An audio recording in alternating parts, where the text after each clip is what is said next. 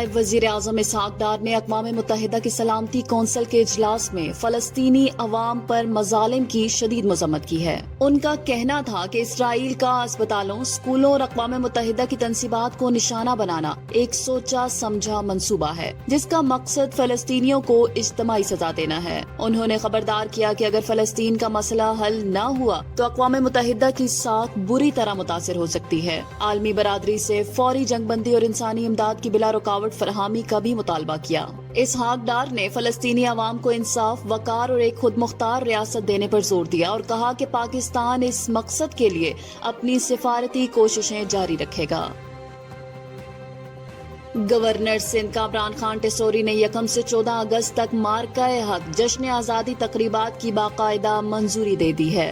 Governor house Karachi میں ہونے والے اعلیٰ سطحی اجلاس میں انہوں نے اعلان کیا کہ وہ تمام تقریبات کی براہ راست نگرانی خود کریں گے۔ تقریبات کے انتظامات کے لیے متعلقہ افسران کو ذمہ داریاں سونپ دی گئی ہیں۔ مارکہ حق کے عنوان سے جشن آزادی تقریبات 1 اگست سے 14 اگست تک مختلف تقاریب، سرگرمیوں اور تقریروں پر مشتمل ہوں گی جن کا مقصد آزادی کے جذبے کو اجاگر کرنا ہے۔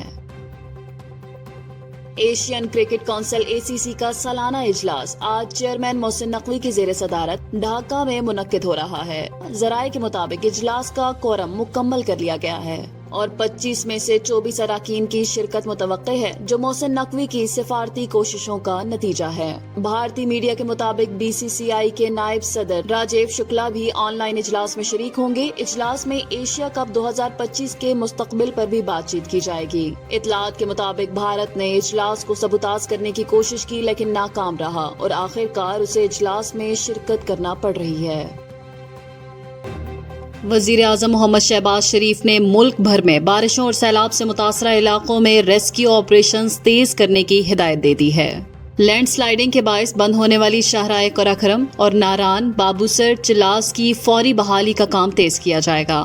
شاہراہوں کی بندش کی وجہ سے پھنسے ہوئے مسافروں کو رہائش، خوراک اور دیگر سہولیات فراہم کی جائیں گی۔ سیلاب سے متاثرہ علاقوں میں وبائی امراض کی روک تھام کے لیے فوری اقدامات ضروری ہیں۔ NDMA، PDMAs اور مقامی ڈیزاسٹر مینجمنٹ ادارے مونسون سپیلز کے پیش نظر جامع لاہ عمل تیار کریں گے۔ وزیر اعظم شہباز شریف اور پاکستان میں تعینات برطانوی ہائی کمشنر جین میرٹ نے دونوں ملکوں کے درمیان 2 طرفہ تعلقات اور مشرق وسطی سمیت علاقائی صورتحال پر تبادلہ خیال کیا۔ وزیر اعظم ہاؤس میں ملاقات کے دوران وزیر اعظم نے کہا کہ وہ اس سال کے آخر میں برطانیہ کی قیادت کے ساتھ اپنی ملاقات کے منتظر ہیں۔ انہوں نے برطانوی حکومت کی جانب سے پاکستان انٹرنیشنل ایئر لائن کی پروازوں کی بحالی کے حالیہ فیصلے کا خیر مقدم کیا اور کہا کہ اس مثبت پیش رفت سے برطانوی پاکستانی کمیونٹی کو درپیش مشکلات دور کرنے کے ساتھ ساتھ لوگوں کے درمیان تبادلے بڑھانے میں بھی مدد ملے گی۔ وزیر اعظم شہباز شریف نے اس سلسلے میں برطانوی ہائی کمشنر کے مثبت کردار کو سراہا۔ پاکستان اور برطانیہ کے درمیان 2 طرفہ تعاون کی مثبت رفتار پر اطمینان کا اظہار کرتے ہوئے شہباز شریف نے کہا کہ دونوں ممالک کے درمیان حال ہی میں ہونے والے تجارتی مذاکرات دونوں فریقین کے لیے باہمی طور پر فائدہ مند ثابت ہوں گے۔ پاکستان اور سعودی عرب نے باہمی مفاد میں سرمایہ کاری اور فنی تعاون کو فروغ دینے پر اتفاق کیا ہے۔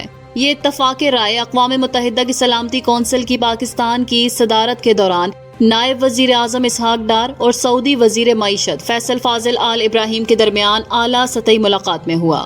دونوں رہنماؤں نے پاکستان اور سعودی عرب کے برادرانہ تعلقات کا اعادہ کیا اور پائیدار امن، اجتماعی خوشحالی اور علاقائی ہم آہنگی کے مشترکہ وژن پر زور دیا۔ ملاقات میں تحفظ خوراک، مینوفیکچرنگ، کان کنی اور معدنیات سمیت اہم شعبوں میں تعاون کو بڑھانے پر تفصیلی تبادلہ خیال بھی کیا گیا۔ شوگر ملز کی جانب سے 15 ارب روپے سے زائد کے قرضے واپس نہ کیے جانے کا انکشاف ہوا ہے۔ پبلک اکاؤنٹس کمیٹی کا اجلاس جنید اکبر کی صدارت میں ہوا جس میں فائنانس ڈویژن سے متعلق آڈٹ اعتراضات کا جائزہ لیا گیا۔ اجلاس میں نیشنل بینک کی جانب سے 190 ارب روپے کی ریکوری نہ کرنے سے متعلق آڈٹ اعتراضات پر تفصیلی بحث کی گئی۔ سیکریٹری خزانہ نے بریفنگ میں بتایا کہ ریکوری کی کوششیں جاری ہیں اور اب تک 28.7 ارب روپے ریکور ہو چکے ہیں۔ جنید اکبر نے استفسار کیا کہ قرضہ لیتے وقت کوئی چیز گروی رکھی جاتی ہے یا نہیں، جس پر نیشنل بینک کے صدر نے تصدیق کی ہے کہ گروی رکھی جاتی ہے اور ریکوری کے لیے 10,400 کیسز زیر التوا ہیں۔ کمیٹی نے آئندہ اجلاس میں ریکوری کی تفصیلی رپورٹ طلب کر لی ہے۔ آڈٹ حکام نے بتایا ہے کہ نیشنل بینک نے شوگر ملز کو 15.2 ارب روپے کے قرضے دیے تھے جو واپس نہ کیے گئے، جبکہ نیشنل بینک کے صدر نے کہا کہ 25 قرضوں میں سے ایک مکمل ایڈجسٹ ہو چکا ہے، 3 قرضے ری اسٹرکچر کیے جا چکے ہیں اور 17 قرضے ریکوری کے عمل میں ہیں۔ پاکستان شاہینز نے انگلینڈ کے دورے کا شاندار آغاز کیا اور بارش سے متاثرہ پہلے ون ڈے میں پروفیشنل کاؤنٹی 11 کو 5 وکٹوں سے شکست دے دی ہے۔ کینٹ میں کھیلے گئے میچ میں بارش کی وجہ سے میچ 28 اوورز تک محدود رہا، جس میں پروفیشنل کاؤنٹی 11 187 رنز پر آؤٹ ہو گئی۔ ول سمتھ نے 84 اور حمزہ شیخ نے 44 رنز بنائے۔ پاکستان شاہینز کی جانب سے معاذ صداقت نے 3 اور سعود شکیل و فیصل اکرم نے 2 وکٹیں حاصل کی۔ شاہینز کو 28 اوورز میں 204 رنز کا ریوائزڈ ہدف ملا، جسے اس نے 5 وکٹوں کے نقصان پر حاصل کر لیا۔